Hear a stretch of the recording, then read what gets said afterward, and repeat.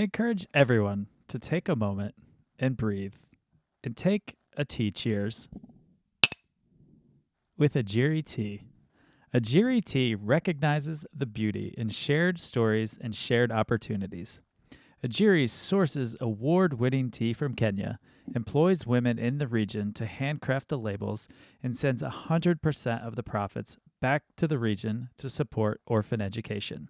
Save 10% on your order of Kenyan teas and coffee with the code BeautifullyHuman at ajiritea.com.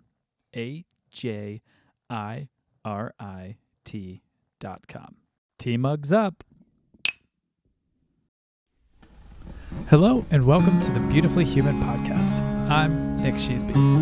In this podcast, I speak with beautiful humans from all around the world, sharing with you their incredible stories, revealing the power in every human story, to spread love and humanity to a world that is in desperate need of it, to show that we can all connect in beautiful ways, no matter where we come from or what we look like. What you will find out is that we are all beautifully human. Let's all be beautifully human. Hello and welcome to the Beautifully Human podcast from wherever you are tuning in, anywhere in this big, beautiful world. Today I am hanging out with Marie Alessi, and we are talking about loving life after loss. And this is a really powerful conversation just to really learn the beauty you can put back in the world even after massive, massive loss. And I just think it's really applicable to everybody's life because we all experience that loss. So if you like this podcast, follow along on Instagram at the Beautifully Human Podcast, rate, review, and subscribe on Spotify and Apple Podcasts. And as always, enjoy this beautiful conversation. So I'd love to start these podcasts out with a very broad and open-ended question and let you take it and run with it and control the narrative. And my question is, you tell me the story of your life. Oh, how many hours have we got? I'm just kidding. All the hours. I'll give you my nutshell version, and then we'll see where it takes us. So I was originally born in Vienna in Austria, then grew up in Germany for the first 7 years, came back to Austria, lived there for quite some time, started off in advertising. That was my first career, and then had a bit of an interruption of the career, worked as a flight attendant for about 3 years, and then went back into advertising and really felt this extreme pull. It was like a really strong inner calling to move to Australia. I always had that as long as I can remember, or let's just say it started becoming really serious around the age of 17.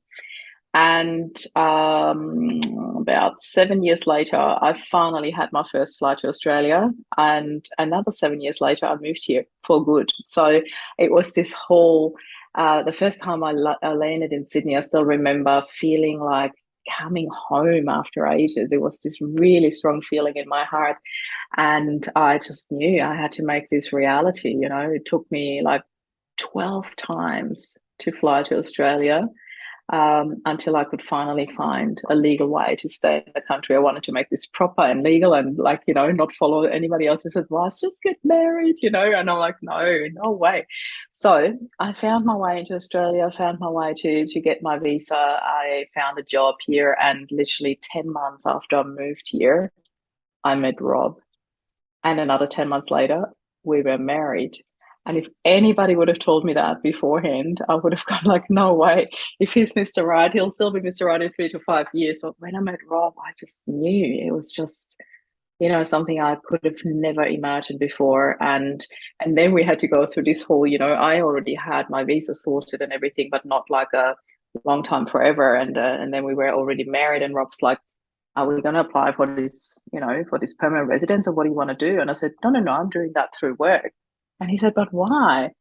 And I'm like, because, they would sponsor me. I've worked there long enough. They loved me. They wanted to sponsor me. And he said, but what if we want to have kids? And I was like, but I never wanted to do this through marriage. And he said, but we already are married, babe. I'm like, It was so funny. I still had that in my head to not do that through marriage. That I even said no to my own husband. And I was like, Anyway, to cut a long story short, we went, got my permanent residence. And I always laugh about it because Flynn, our first son, he was born 2 years after we were married, became, well, obviously, dual citizen. So he had the Australian citizenship before I was even through with my permanent residency. So we always laugh because he's number 2 on the Medicare card. I'm number 3. So yeah, so that was my beautiful story of coming to live in the country of my heart, in the home, my chosen home of my heart, and meeting Rob, marrying him. We have 2 sons together, and I left the advertising industry when I had the 2 boys and started in the world of self-development. Absolutely loved it. Became a mindset mentor, helped a lot of small business owners to have their personal growth, to achieve business growth, and did that for about 7 years. The business was actually going quite nicely. And then one day, Rob went on a business trip and never came home. He had a brain aneurysm and died in a hotel 5 hours away from us, flights away from us. And that, to be honest, was till today one of the biggest shocks and turning points in my life, as you can imagine. And coming back now, like looking back now, I'm thinking, I knew that I found myself in a situation where I had 2 choices, to fall apart or to take this and run. And I knew that my path would have to be something that would create happiness for the boys and myself. I knew that I couldn't flick the switch to happy after hearing that my husband died, but I knew that it was my lighthouse, my northern star, my path out of grief, really, or through grief, I should say. And to finish off that nutshell story, I did that. I did it in a way that was really unexpected for most people. So I decided to write a book about it, as you do. So 4 months after Rob died, I started writing. 5 months after Rob died, I published it. So it took me 4 weeks to write and publish the book. It became an Amazon #1 bestseller, ranked in the top 100 of Australia. I was blown away. I never expected this. And another few months later, I decided to turn this into a global movement, started creating healing journeys, programs, retreats, and now I'm moving into the world of speaking. So this is my entire nutshell story. I think that's the shortest I've ever told my whole life story. There's a lot in there. Thanks too. for asking. Yeah. Yeah. Wow. Yeah. There's so much to unpack in there. But one thing that I just want to ask about brain aneurysm, I don't know a ton about it. Is it something that you can see or know about beforehand, or does it just kind of happen? So did you have any warning? No. Was there anything coming None up? whatsoever. None whatsoever. So with a brain aneurysm, it is basically like a blood vessel that has that can rupture. Doesn't have to, but it can.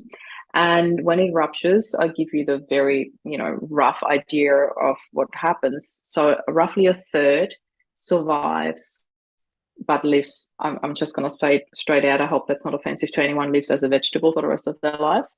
A third survives and recovers, and a third just dies instantly. And Rob was one of those. And there was no pre-warning. We didn't know. He went to regular checkups, and even in a post-mortem report that I went through with the doctor, she was our family doctor. She said, Marie, I just want to say that to you. There's nothing that could have indicated that. I just want you to know that. We could have not prevented that. We could have not known that beforehand, and it didn't show up on the scans. So because Rob actually had a nerve operation. He had a pinched nerve in his neck. So 2 years before that, so there were a lot of scans done, as you can imagine, from that area, and nothing showed up. So it was really just one of those freak accidents. I don't know how else to put it. Yeah. So after this happens, I know you said you've kind of shifted this, and what was the thing that helped you the most? What just got you to start moving forward again? Because I'm sure, Mm. we've all dealt with loss in some way, shape, or form, and that's one Yeah, that's incredibly personal, obviously, to you. yeah, How absolutely. what was your way? I think one thing that really helped me through this was that Rob and I had a couple of conversations around this topic, the what if. And they were usually triggered by something like a fatal accident where he would drive past. And I remember one in particular where Rob came home quite late from work because where he drove home from work, it was a one, like there was no easy way around. If the road was blocked, you had to go like a really long way around. And he told me about this fatal accident that happened. It was actually a young father. He had a toddler, and who died in that accident. And we sat in bed that night. I still remember our boys were so little at that time. They were maybe, I'd say, around 4 and 6. And we had this conversation, what would you do if something was to ever happen to me and vice versa? We really talked about this. And both of us ended up saying something around those lines, if something was ever to happen to me, I would want you to take the boys and create the happiest life possible. And Nick, I honestly believe that that's what love is. Love is just simple. Love just wants you to be happy. And Mm, there was so much love between Rob and I that's what I wanted for him. I thought if something was to happen to me, please go and find love in your life. And it's not just about a new relationship, it's in general, to yeah. find love in life, to find the love for life Mm, again. And that was really important for me and for him too. And that was the thing that was ringing in my ears when Rob died, that's what I had to do. yeah. So yeah. I mean, there's such a simple beauty to what you just said of, that's what love is. Yeah, and I Mm, think I think people that I've talked to about life and death, I don't know, I think people just don't talk about it enough, because it's a good thing that you did talk about that. absolutely. I Because had agree. you not Yeah. talked about that or even thought about it, I mean, Yeah. it's been happening a lot lately, because at my age, friends are losing, grandparents and things like this. And, it's an Yeah. inevitability of life that we don't make it out. Yeah. It happens far too soon for far too many people. But I think just Yeah. like coming to grips with that it is going to happen at some point. Like I said, obviously far too soon, Yeah. but um Mm, it just to me, it makes me want to live my life and make it worth the time that I'm here while I'm here, because I I, I don't know when it's going to mm, happen. I came very close to it 4 years ago, so I had a whole new mindset of escaping and getting yeah. away from almost passing away. So it was like, okay, I need to find the love for life. I need to find the love in every little part of life, and see the beauty in Mm. every little bit of life. So I love that you've done that. And Now I want to hear about that. Do you want to share that with me? yeah, I'd love yeah. to hear it. I mean, it's a very simple story of just massive drinking and Mm, beginning stages of liver failure, and the doctors telling me that I might not have wow. a night left on earth. And then Mm. I took it very seriously. I got sober and have been moving forward ever since. And High just five. yeah, Happy to hear that. um, Yay to yeah, life. yeah. It's great. And it was one of those situations too for me where I had to figure out life again and fall in love with life and Mm, just truly take every step beautiful. and just create a beauty in life. And Yeah. yeah, that's kind of what led me down this journey of talking to people and hearing people's stories and sharing people's stories, because there's so much power in people's Mm, stories. Like there's power in loss, yeah. there's power in love, there's power in every bit of life that we live. And there's Yeah. people out there that will connect with every little part or one little part, and that's beautiful. Yeah. That's really powerful.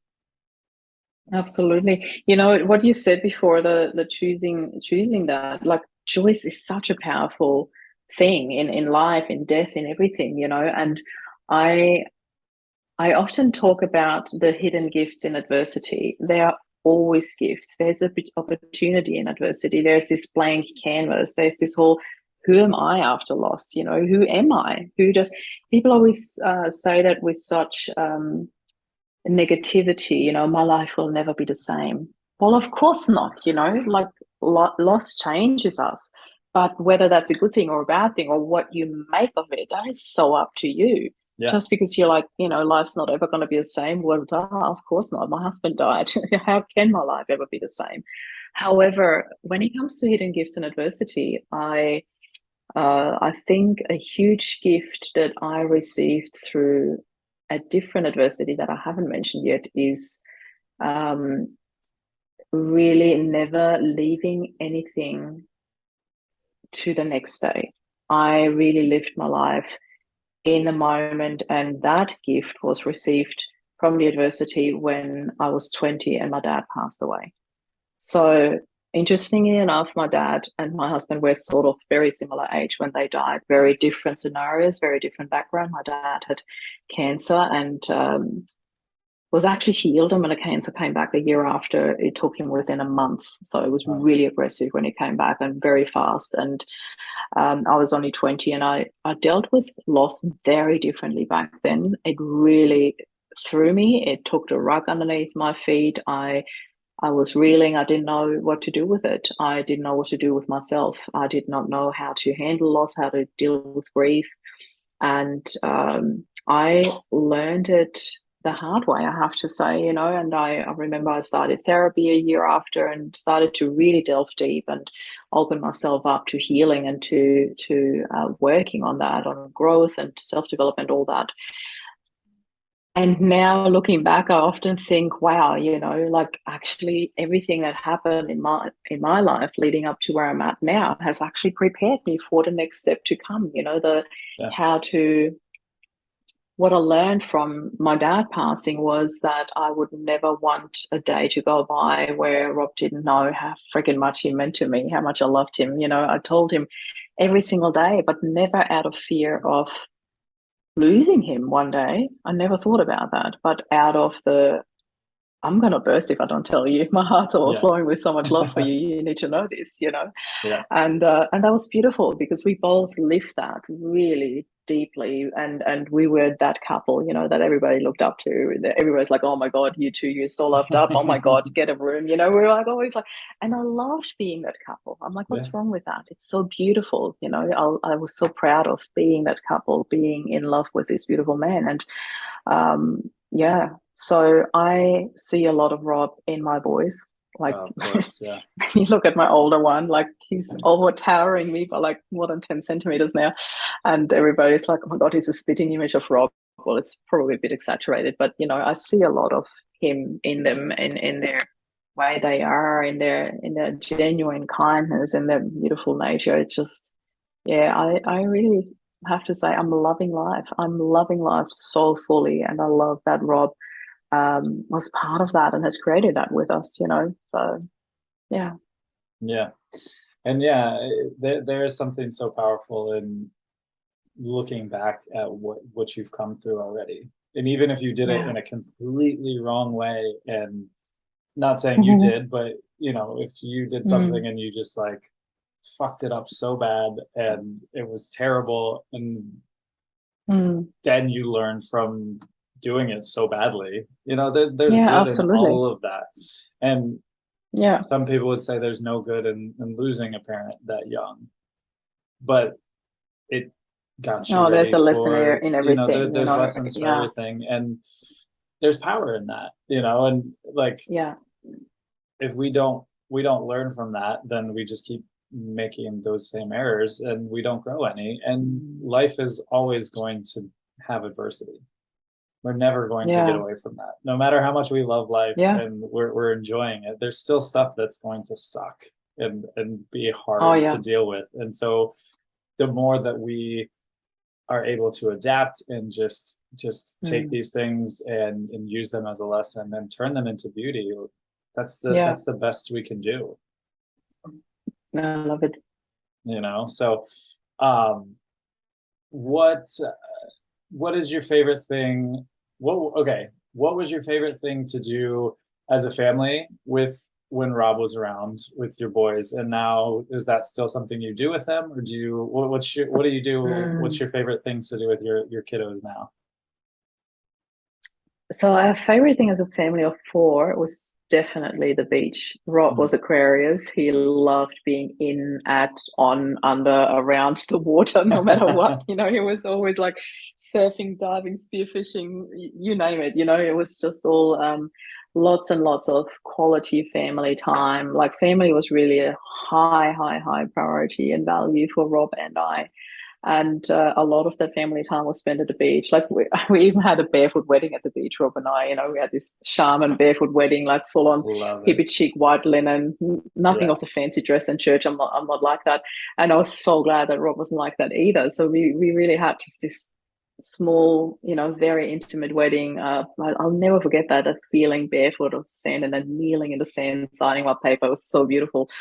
And both the boys had like a shaman / pagan naming ceremony on the beach when they were both on their first birthdays. And so we spent a lot of time. This beach is very special. And you would have driven past that beach actually where we got married. So it's literally the first beach going down towards Wollongong in the northern Illawarra, for those of you who know Australia. So it was really quite an amazing time. And often, you know, just after work, just to calm down, like Rob would be still in his business suit and have got his feet in the water, which just drive straight to the beach or have a picnic at the beach. And I have to say, there's a little bit of bittersweet in that, because since Rob is not around anymore, we've done less and less of that. And there's a bit of a combination of, well, the boys are teenagers now, so they're like not so much into that going to the beach with mom anymore. They just want to hang out with their friends. I totally get it. Yeah. I'm not that cool anymore. Just kidding. But also I noticed when I really sat with that, and it actually makes me a bit sad to not spend as much time at the beach anymore, because I really love being at the beach, and it's just not the same doing it on my own or with friends than it is doing it with your family. But I also noticed that a lot of my, how do I put this, trust in the ocean, feeling safe near the ocean, was completely anchored to Rob, because Rob grew up in Australia. He knew how to read the waves. He knew how to read the current.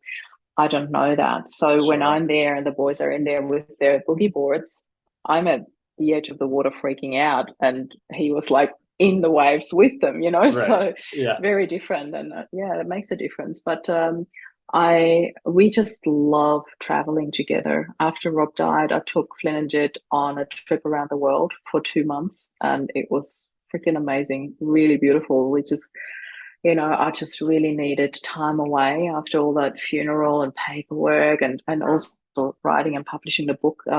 I needed a break. I needed to go away, and I wanted to be away for all these first milestones, you know, the first Christmas and New Year's, and both the boys' birthdays are in January. I just wanted to be away for that, and I took them and we traveled for 2 months. We went to the Maldives and the Canary Islands, and we ate escargot in Paris. A double whammy, first and last at the same time, never again. Actually, funny side story, I had no intention whatsoever to eat escargot in Paris, but my eldest son wanted to do it. So I said, let's do it. Let's go to Paris. And when we ordered, like, he literally dragged it out to the last day in Paris. I like, Flynn, if you want to do it, today is your day, because we're moving on to Germany tomorrow. And it's like, okay. So we went to a cafe, we ordered escargot, typical French waiter, and he brought 6 something in garlic sauce, and he was poking around and tasting a little bit. He's like, oh, it's not too bad. I'm like, you just tasted the sauce, you didn't even taste the escargot. Anyway, I'm watching him, and he looks at me and says, do you want to try some, Mum? I was like, God, no. And he pulled the dad card on me. He looked at me and said, oh, Dad would have tried it. That is so, I can't believe you're doing this to me. So of course I had to try it, and then even my younger son tried some, although he would never try anything like that. He's so, I'm not trying this, you know, he's very stubborn around that. And even him tried it without even being asked. So it was a very bonding moment. There you go. And, so went through Europe, Sentosa Island, Universal Studios, and back to Australia. Amazing. Love that. I love traveling with them. Yeah, that's so cool. it was something I was going to bring up, but now that you've brought up snails, I want to redeem them in this podcast because I love snails. One of my Oh my God, favorite no. things that kind of got me moving forward in my life when I went through such adversity and almost passed away. There's this favorite song of mine by a band called The Format, and it's called Snails. And the lyric that I love the most is snails see the benefit, the beauty in every inch. And so when I thought about it, I was like, it's so poetic and gorgeous because like everyone thinks, when you think about a snail, they're just like inching along.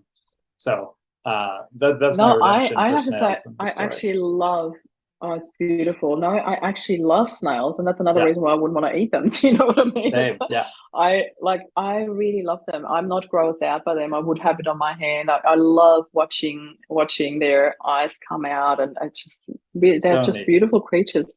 Yeah. All right. So that takes me. All right. Tying back in the flight attendant stuff. Oh yeah. If I gave you a blank ticket to anywhere in the world, where would you go right now? Maldives. Okay. Don't have to think about that. Yeah, absolutely. I don't ask the boys so often if you would go anywhere else in the world. They're like, we want to go back to the Maldives. It was just so, I think what it is it's the softness and the relaxation factor of that island. It's just incredibly beautiful. And yeah, I don't know. However, now you got me thinking. Well, for me, it was always that why would you go back somewhere if there's so many beautiful places to visit in the world? And if it comes to a place that I haven't been to, Machu Picchu would be high up on my list. I've always wanted to go and see Machu Picchu. And unfortunately, it's very touristy these days. It's not in its raw beauty anymore. However, I'd still love to see it. I'd really, really love to visit Peru, Lima. I'd just, yeah. Yeah, it's tough. It makes me think of Anthony Bourdain, where he was talking about his show, and he was like, it's the blessing and the curse, and that's not a direct quote, but the blessing and the curse of like showing people all these gorgeous places, because the next time you come back, people have wanted to come, and then there's more people, and so exactly. We've got the exact same thing here opposite from our driveway. We've got this most beautiful glowworm tunnel, and the glowworm population has been reduced by 90% just because of all the tourists, because people started posting it on social media, and then they had to build a fence and a gate, and it's just, oh my God, it used to be open and beautiful, and now it's just, it's unfortunately exactly what you say. People see the beauty in it, and then everybody wants to see it, of course. And where do you draw the line? Who's allowed and who's not allowed to see it? Right. It's a bit of a trick question. Yeah, I don't know the answer to that, because I want to be in the people that get to see everything. Me too. And I don't know how I make that work for me all the time. I don't know how I get that.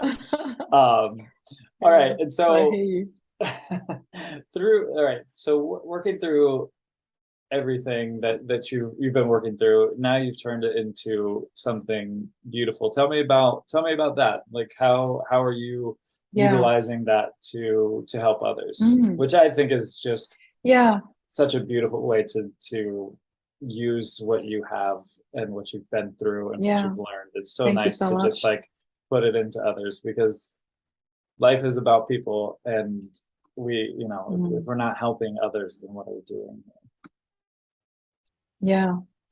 I think my intention was really to break down that stigma around grief. We really live in a society where people believe that grief is such a one-way street. There's no way back. You never find your way out of this. You'll never heal from this. There's so many people who really believe that that this will stay with you forever. And I am not saying this will go away, but how it stays with you is really up to us. And that Rob died will always stay with me, no questions asked. Yet what I choose to keep with us is the beautiful memories and what he has created. In particular, our two boys. They'll always be there with me. And well, this is another thing.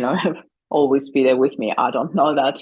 Who am I to say that? Because I don't know what expiry dates we have, that is something that I talk very openly with my boys about, which I'm so grateful for, because I don't know any other mom who talks about dying with their 8 and 10-year-old sons, because it's just something that happened in our family. And about probably roughly 9 to 10 months into Rob's passing, I had a really, really, I'm actually going to share this with you. I had a really amazing, beautiful moment in our bedroom with the boys. And somehow Flynn came out. Flynn is my older one. He's very direct in his questioning, and I love that about him. But sometimes it really, gets you out of the most unprepared moment. You're like, what on earth am I going to say today? So one of these questions was, he's like, so, Mom, if you were to die, who would look after us? And I looked at him and I said, I am so grateful that you're asking me that. I so wanted to have this conversation with you guys. They were 9 and 11 at that time, but I didn't know how to approach it without creating fear. And it's like, oh my God, Mom could die too. What on earth? And then they have this huge anxiety around, because they've lived it before and now this would happen. I didn't want to create this fear, but I wanted to have that conversation so they knew. And when he came up with that, I could tell him, I said, it would be Uncle Renzo. It's like, Rob's eldest brother. And we had this discussion. And I said, luckily, I had the chance to talk to Dad about that before he died. We were both very much, on that same page, that we wanted Uncle Renzo to look after you if something was to ever happen to me. And then I said, but you know what? I don't think that you have to worry about that, because I always had this feeling that I'm going to turn really old. I feel that I'm going to be 93. And Chet looks at me and says, why 93, Mom? I said, I don't know. I always had this number in my head. And maybe because I love the number 3 and, 3 times 3, whatever. I don't know. But I always had this idea of 93. And he sat with it for a while and it's like, do you think we can make it to 100? And I said, all right, I'll try. I said, as long as I'm healthy and happy, I don't care how old I turn. I'd be happy to be around as long as possible. I just, I really want to work on that. And I really did take that as an attempt to live a healthier life, I took my health very, very seriously, which for a while my weight went up and down and all over the place. I lost a lot of weight after Rob died. I put a lot of weight on when we were traveling. And then I got to a point where I'm like, I'm really uncomfortable with this. So I went on a health journey for an entire year and dropped 20 kilos. And now I'm on such a different path. I'm in such a healthier state. I'm loving my body. I'm loving life. I'm loving the choices I'm making. And I'm like, this is not just for me. This is what I'm teaching them, how to honor yourself, how to look after yourself. And so we're having all these really in-depth conversations that other people might not have. And anybody listening to this, I can only invite you to have these conversations with your kids, because this is life. If there's one thing for sure, is that we're all going to die, and that's not coming from a negative space. It's just a matter of fact, So let's talk about these things a bit more. Let's normalize it so the fear goes away. There's so much fear around that, and it doesn't have to be. Yeah. And you're absolutely correct. Of like, I remember the first time my dad ever talked to me about it. I think I was probably close to or in my early 20s. And it was like such a jarring conversation. Wow. Like, wow, where did this come from? But then I now when I'm thinking through it, I'm like, yeah, that should have been something we talked about far earlier, because you never know. Yeah. Like exactly. I another quote that I found that I think you'll like is, imagining yourself in the future is a hopeful thought. And I love it. It just puts it back on you of like something you said too, of just making sure the ones that you love know that every single day, making every day count and doing everything you want to do that day. It's funny too, it just came up the other day. I was here with my friends, and I'm doing my first Christmas here in Norway, and they were like, what do you want for Christmas? And I was like, I mean, if I want something or I want to do something, I just go do it. So like I was like, I don't really like need anything or want anything, because I just if it's something that I'm like, I think I would enjoy that, I go get it, because I'm like, why not? And it's not that I'm like, ooh, I have it and I can do everything, but it's just like, if you live life that way, where it's just like, okay, I'm going to do this today because I can, not worry about it. Yeah. Because had I died 4 years ago, like the money that I had or didn't have doesn't matter, So I'm very like, go travel, go see things, because life is Yeah. so much more about experiences than it is, Yeah. Oh, I just wanted like to say that. You waiting took it to out of do it. my mouth. I love it. Yeah. If you Absolutely. just keep waiting and It's waiting. so about experiences. Yeah. Sorry, back to your Christmas story. Oh no, that was it. What's It was gonna just kind happen? of like to the point of like, So they if have I, to find their own surprise for you. yeah, I was like, I just like do those things. And also like, Mm. there was one point where my my now ex, her mom was trying to find me a Christmas present, and I had found this like travel backgammon set that I really thought was cool. So I bought it, and she had bought me Hmm. that for Christmas too. And she was just like, damn it, I don't know what to get you. And I was like, that's my problem, is if I see something, I'm just like, yeah, I'm gonna get that thing. Yeah. Because why not? Yeah. Um, but yeah. All right. Also, one other thing that I was thinking about that just popped into my head. What was your process on your writing your book? Was it just Hmm. like did it just hit you and like flow out, or have you written one since? Like, Pretty much. yeah. Yeah, I have. So yeah, the whole process was a real flow writing process. All I needed to do was create this 1 or 2 hours where I could really sit down and focus, like fully put my focus into that. And at that stage, Flynn and Jet were still like sort of in and out of school because, as you can imagine, there was so much going on. And we decided fairly early after Rob died that they would go back to school, but it was very much if they had a bad day, I would leave them at home. It was really just gauging their state and where they were at and what they needed, and to provide that as much as I could. So going through that, and obviously, not obviously, but I'm going to state it here, I closed my business down after Rob died. I just had nothing left for clients. I just knew I had to be in the moment. I had to be there for the boys, for my own healing, there was so much to do. So yeah, when that happened, I really just created the time frame where I'm like, okay, I need time to sit and allow that. And because it was our story, there was nothing I had to think about. How should I? It was just there. I could just write it. And I am quite lucky. My friends always say, you've got such a way with words. You're such a great writer. It comes quite naturally to me, but it is also in the conversational style. It is written like I'm telling my story. I'm not coming around with super fancy words and trying to make it anything else than it is. The book really reads as if I am just telling you my story. And I quite love that about it. And as I said, when a book came out and then it ranked in the top 100, I just couldn't believe it. It was just such a wow moment. I didn't expect that. I'm like, oh, thanks, babe. It's looking after me. And I never forget that screenshot. Unfortunately, I didn't take a screenshot. I should have really captured that. But I remember seeing my book was a number 61, and to my left there was number 16, and that was Michelle Obama with her book Becoming. And I'm like, I can't believe I'm on the same page as Michelle Obama. It was like, oh my god. And then we traveled, and then we came back, and I started the movement. When I was in Vienna, I thought, I think I've got something that the world needs there, and that is hope and happiness and healing in a time where people need it so deeply and expect it the least. That's where they need it the most, but expected the least. So I decided to create a movement. I opened up. It started off as a Facebook group, and within the first couple of weeks, I had a few hundred people come in, and then meanwhile, we've been going for 3.5 years. There's 3,500 people in there.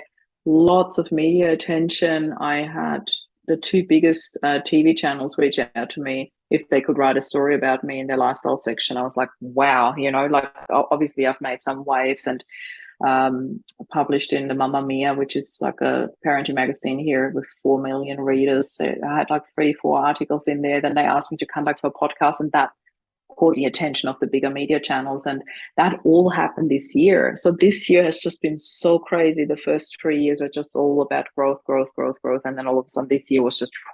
So it started off with my second book. Well, you ask, did you do another book? Yes, I published my second book on the second of the second 22 second book. I thought this is so perfect at 222. Let's use that portal. And the second book is Happy Healing. So in Happy Healing, I actually describe what happened after publishing Loving Life After Loss, how I turned it into a movement, and all the, the beautiful outcome of that. And then I also share 7 steps from grief to relief, which is a healing journey I wrote to really help people out of that thickness of it, to really step out of that and find tools that they can use themselves. So that's also in my book. And then on the 22nd of the second, to finish off the beautiful portal, 22, I did my first TEDx talk. I decided that I needed to do something about it. I'm a huge... what's the word for that? Disbeliever. I do not like labels. Let's just put it very simple. I hate when people put labels on something. When you look at me, I definitely don't look like a typical widow. Most people will listen to the podcast and not see the video, but it's like, I don't look like a typical widow. So I did a TEDx talk on that. And that was redefining our image of a widow. I wanted to talk about that, about the opportunity and what people can do with it and the choices and the love and all of that, so I put that all into my TEDx talk. And now I'm going more and more into this speaking realm and facilitator. And I just really love it. I feel there is just so much to be done in shifting perspectives, lifting labels. I put a post out there today because people so often talk about this PTSD in our realm, in particular in the form of grief. A lot of people talk about post-traumatic stress disorder, and then we had this discussion. I thought, and it was so beautiful, that we need to stop calling it a disorder, but calling it a response, because it's not a disorder. There's nothing wrong with you. That is a just normal reaction of your body to a trauma that is just so overwhelming that your body doesn't know what to do with it. Why on earth do we call it a disorder? It's a response. So I changed my wording to post-traumatic stress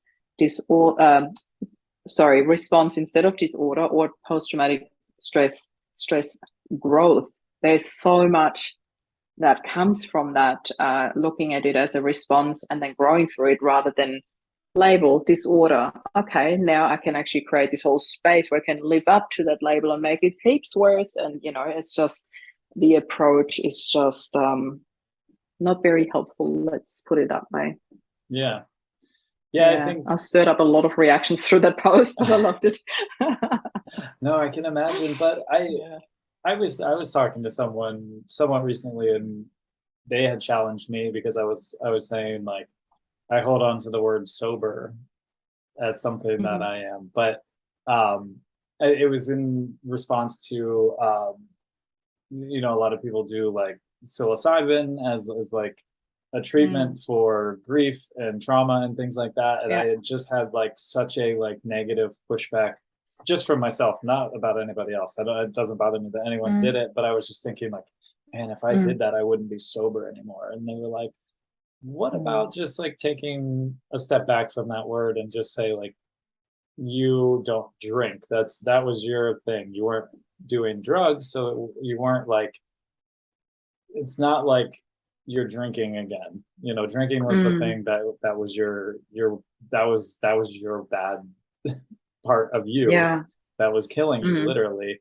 So they were like, just like, look at the words that you use. And also I eat vegan as well. Huge. And they were like, she was like, I eat vegan most of the time, but there's sometimes my body just needs eggs. And so I let myself do that, but I don't say, like, I don't think that I'm not a vegan, but I just like have to take a step back from that word, because then it just puts such a expectation on. And there's this whole thing, like, you're not allowed to use that label if you exactly. And it's like, am I vegan now because I ate eggs yesterday? Blah. Am I sober because I did this? And it's like, how about like, your version of sobriety is staying away from alcohol, because that's the one that was my biggest trouble. And so I was like, I like that you brought that up, of like, why I hadn't even thought about that, but like calling it a disorder, like that's putting it on someone, saying that like you're wrong for feeling that, or if it's like something that is exactly, it's like a negative connotation where it's like, of course that's going to happen. Like you're going to have these reactions to life and negative things that come up, or just traumatic things, not even negative. I agree, absolutely. And I want to add something to that. There are, it's a little tool that I use, and there are two such magical words that I often offer to my clients, and that is the whole right now. There's so often this one of the huge labels that a lot of people have in grief. Oh, I never sleep. I don't sleep well. And it becomes this label that you then have to live up to, where, because, I'm grieving, I don't sleep. And I'm like, how about you just use the right now? I don't sleep right now. I don't sleep well right now. It doesn't become that forever. And this is now my new path. And this is now my new label that I have to live up to every single night. Well, right now, I'm having trouble with sleeping. And that's okay. It's a right now. It's temporary, and that gives you the opportunity that you can change that behavior, or that you can heal that, or that you can find a new behavior that is healthier for you.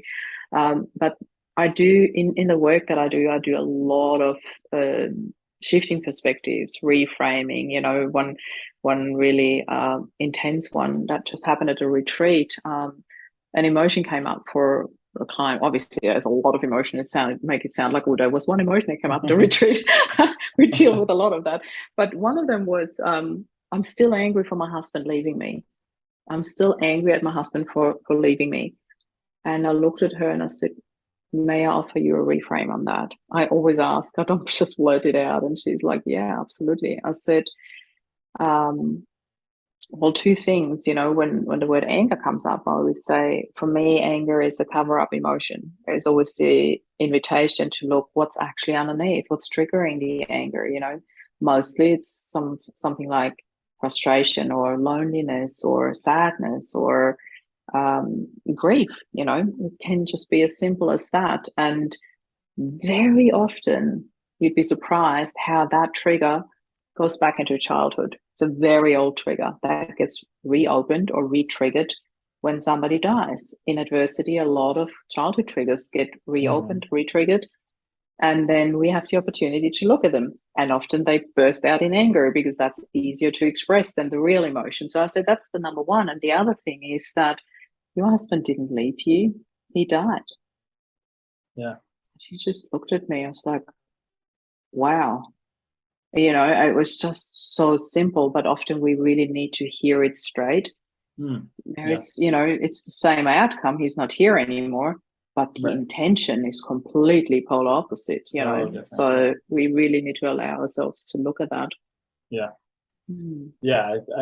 And it was the same. My conversation was very simple, and just the way she put it. And I was like, I felt really good after hearing that. And I was like, all right, words, labels, they don't have to be so stringent. It's like, oh, okay, all right, I can work with that. I can work around that. It was just a nice, like, I love that reframing of the mind, like you said. Yeah, it's super cool. Yeah. All right, I have two more questions for you that I ask everybody on the podcast. First one is, what would you want the world to know about you? Ooh, I feel like I'm in therapy when you ask me that question. That's interesting, the reaction. Oh my goodness, what would I like the world to know about me? I think I have no idea why this is so important, because it's so simple, but that I'm just as human as everybody else. I go through my trials and tribulations. I go through my sobbing and falling apart and screaming and shouting and stomping and swearing and then being super happy the next second. And I'm human, I've got so many emotions, and often people look at me at this picture perfect example of how you deal with life. I'm like, no, that's what I do for a living, but behind that, there's still a person that has to learn the hard way sometimes. Or I walked a very long path to get to where I am now. And that path was just put together by a lot of choices, and not all of them were great, believe me. But I am a big believer in choices, and I just want the world to see me for who I am, the real raw vulnerability Marie, with everything, not just the speaker that's got the amazing message. I mean, I want that too, don't get me wrong. Sure. This is really beautiful and this is my mission, but there is a very raw vulnerable little girl behind that as well. Yeah. That just wants to be loved, you know? Yeah. Yeah, and I mean, That felt good. Thank you. good. It was, yeah, it was beautiful. I was gonna say that that's just, I love the simplicity of that too, and that's why I called my podcast the Beautifully Human Podcast, and it has nothing to do with our outer Yeah. beauty. Like it has literally nothing to do with that. It's literally we're beautiful because we're human, and all that brings, you know, whatever that brings, all the shit, all the wonderful, the terrible, the stomping, the swearing, the just the grittiness of being human is really beautiful. So I love that you went there, because now that I've done so many episodes, it's fun to hear what everybody says, and it is true. It's really beautiful that, and I think too, when you put yourself out there and you offer yourself as a token of strength to people, that it's nice to just say like, look, I feel, and I'm not perfect, and I don't have all the answers. I just look at things differently, but I'm just human. We're all just human. Yeah. And that's really beautiful. So the next one takes it just another step. And if you had the ear of every single person in the whole world, what would you say to them? That's a really good one too.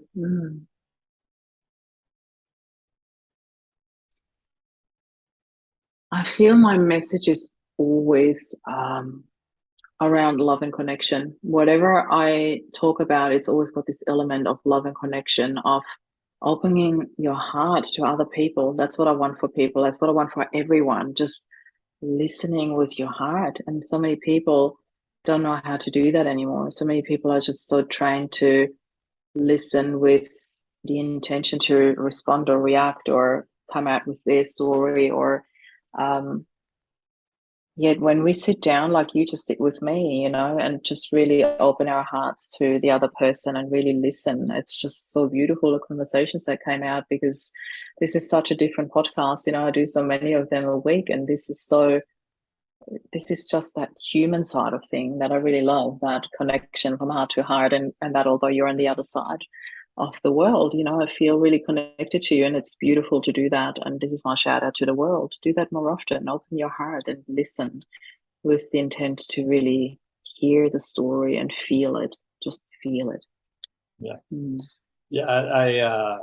It's really, the question I start this podcast off with is always funny, because everyone's like, wow, that is a broad question. And it is, but it's a really, I find it's a really good way to start it, because it's like, when in life do we actually have someone ask us our story and then just sit there?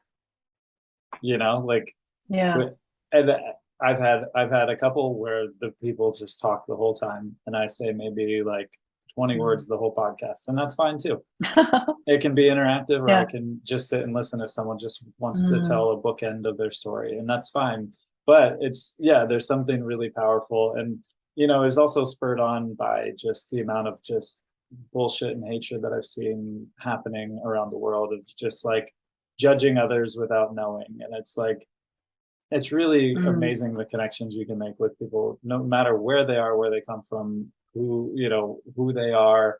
You can make connections with people if you just sit and talk and have a human connection, because we all have those feelings, we all have those wants, we all have those desires, like those simple desires that are all there if you just sit and listen and connect with people. And I think it comes from traveling more too. When you travel more and you meet people from different cultures and you see different cultures, and you just like, that's the fun part about seeing how other people in the world live. And it's, so that's what fuels me. And I love that's such a good message to give to the world. It's like, sit and open up and listen and enjoy and just get to know humans. It's really awesome. Stop judging, stop hating. Go find people and then connect with them and enjoy and spread love. Too much of that other shit. Speaking of which, my massage therapist had actually said that to me, because part of my healing journey is I go to Kahuna massages every 3 weeks, and I love it. It's like a Hawaiian healing massage, and he put a post out there that people need to hug heart to heart more often. We all hack the wrong way around. So I started hugging the other way. So I hug from heart to heart. And I actually say it to people when I do it now. And it has made such a difference. And I love it. I just thought I'd throw that in there while we I talk love about, that. opening our hearts and listening. And I thought, it made such a difference to me. And I really love that. So I thought I'd throw that in. All right. I Yeah. like that. Amazing. All right. So where can people find you? Where can they connect to you and getting in with you? I keep it super simple. They can find me under mariealessi.com. So it's my first name, last name, because from there they have all the links to everything, to my group, to my podcast, to my books, merchandise, even if they want to. There's so much out there, and there's all sorts of articles and YouTube channels, and they can book a call with me if they really want to reach out to me directly. I put my little 15-minute snippets out there where people can just literally connect with me, because I can work magic in 15 minutes. I just love when people reach out to me and say, this is my story, where do I take this? And I give them opportunities. That's not always working with me. That's whatever comes to me where I feel that they would be best off. I want people to heal, whatever it takes. And I love that. Well, I will put all that in the show notes too when I put it out. But I appreciate you taking the time to hang out, and it's been lovely chatting with you. I appreciate you, Nick. Thank you for having me. Thank you for listening to the Beautifully Human podcast. To hear more beautiful stories from beautiful humans, follow us on Spotify and rate, review, and subscribe on Apple Podcasts. Follow us on Instagram at the Beautifully Human Podcast. Peace signs up.